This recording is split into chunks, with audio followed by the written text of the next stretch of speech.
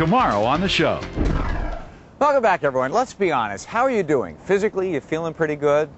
If you're not, and your family's a little dysfunctional and your bank account's, well, a little low, don't blame yourself. Blame your house. Josephine Chang has got the story.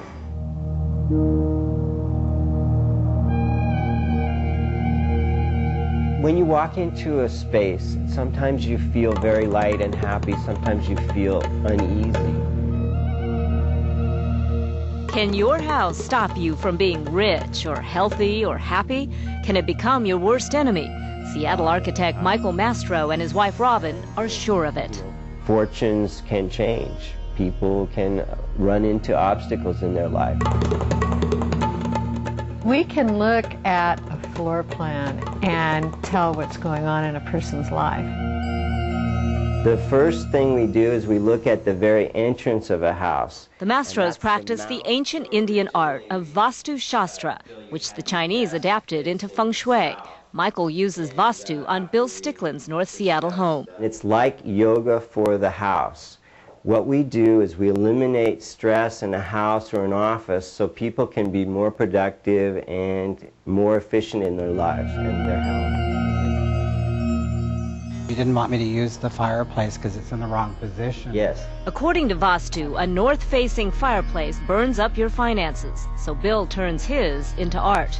In the bedroom, Michael advises against having a headboard to the north. That creates a dis-ease in the body, kind of, so that you won't sleep as deep. So Bill moves the bed, the desk, even the front door. Originally in your house, we had the front door in the southwest, and when you did your remodel, we suggested moving it to the north so that you would gain a more positive financial energy. I really tried to have them enhance this home as a healthy, happy home. Not knowing about Vastu can hurt you. They could spend, thousands, tens of thousands of dollars remodeling their homes and really unintentionally be harming their chances of success at relationships, finances, etc. Yes, absolutely. And so we find this in the most beautiful, most expensive homes. One thing that he noticed was that he said there should be open spaces around. Pyal Tawana might be an example of how much positive change Vastu can bring. When she moved into this Kirkland subdivision, she didn't want her new home fighting against her. Not when she and her husband were climbing the corporate ladder and hoping for a baby. See, there's this very powerful universal energy out there, and we as human beings are affected by it. But Pyal's home was far from Vastu perfect. How extensive does the Vastu changes have to be? I mean, do they have to remodel? Do they have to tear down their house or move somewhere else?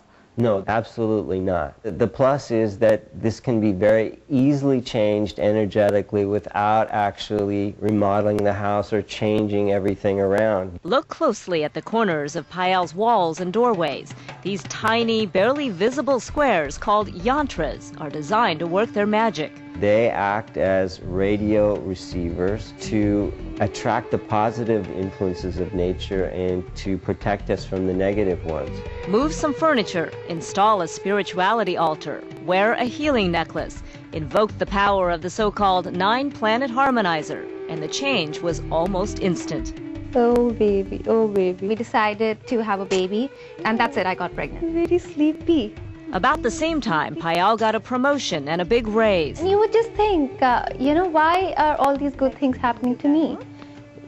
There has to be some kind of, some kind of guided force or some kind of power that's behind it. Will it work even if you don't believe in it?